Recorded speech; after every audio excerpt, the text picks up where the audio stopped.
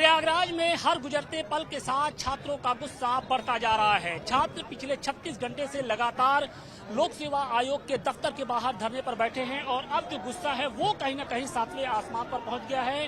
छात्रों ने आयोग के किसी भी कर्मचारी या अधिकारी को गेट से बाहर निकलने नहीं देने का एक तरीके से ऐलान कर दिया है। और आप देखिए कि गेट नंबर 4 के बाहर हजारों की संख्या में जो छात्र हैं एक बार फिर से वो यहाँ पर इकट्ठे हो गए हैं। उनका ये कहना है कि जब तक उनका धरना चलेगा, आंदोलन चलेगा, किसी भी कर्मचारी को घर जाने की इजाजत नहीं होगी। यानी एक तरीके से छात्रों ने आयोग के सभी कर्मचारियों और अधिकारियों को बिल्कुल नजरबंद कर दिया है और स्थिति अब धीरे धीरे लगातार बिगड़ती जा रही है। हालांकि प्रशासनिक अधिकारी लगातार यहां अंदर जा रहे हैं, लेकिन अभी तक जो सुलह की बात है, जो छात्रों से बातचीत अभी तक बन नहीं पाई है। हम कुछ छात्रों से ही बात करने की कोशिश कर रहे हैं कि क्यों कर्मचारियों अधिकारियों को बाहर नहीं आने देते। कर्मचारियों को सबसे पहले ये कहना है कि नोटिफिकेशन जो हम जिसके लिए यहाँ तक खड़े हैं 1 शिफ्ट 1 एग्जाम कराया जाए।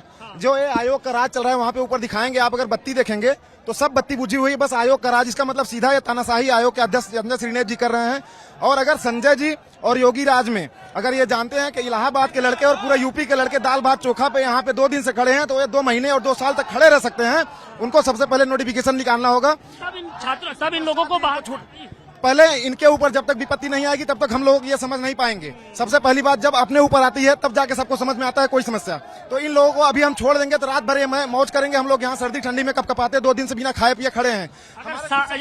अगर छात्र सड़कों पर हैं तो इनको भी अंदर रहना पड़ेगा, इनको भी अपने दफ्तर के अंदर रहना पड़ेगा बगैर खाए पिए। बिल्कुल, गेट नंबर 4 पे और गेट नंबर 3 पे और हर गेट पे जो भी गेट है हम लोग सबको अंदर रखेंगे, चाहे वो महिला हो या पुरुष हो। कल हम लोग महिलाओं को निकल जाने दिए जो महिला कर्मचारियां थी, लेकिन आज किसी को नहीं निकलने दिया जाएगा, क्योंकि यहाँ भी बहुत सारी लड़कियां हैं जो कल से बैठी हुई हैं, तो महिला भी नहीं जाएंगे। आज सब लोग इसी में रहेंगे।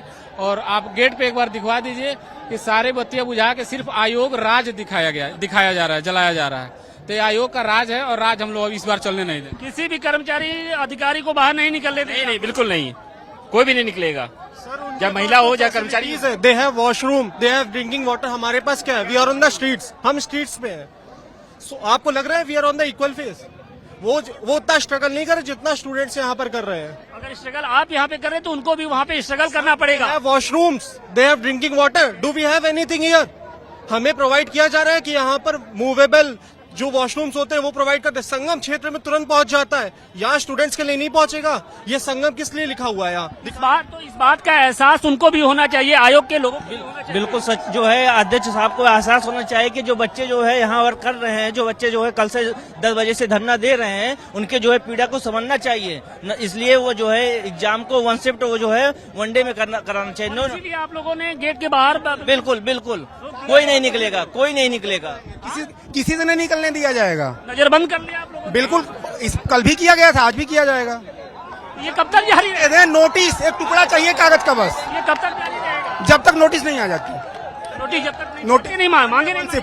हाँ बिल्कुल। गेट बंद करना उद्देश्य नहीं था हमारा। उद्देश्य इनके ऊपर प्रेशर बना के, प्रेशर बनाए कैसे? सरकार हमको तरीका बताए कि इस तरीके से प्रेशर बनाए, हम छोड़ देंगे गेट। हमें क्या जरूरत है? हमको कर्मचारी से दिक्कत थोड़े नहीं है। कल से इतने हजारों बच्चे हैं, अभी तक आयोग के हेड आए नहीं है एक बार एड्रेस करने इशू को। क्या ये एक बार एड्रेस करने तो आ सकते हैं ना एटलीस्ट? हम पे कितना प्रेशर है? They have everything amenities inside.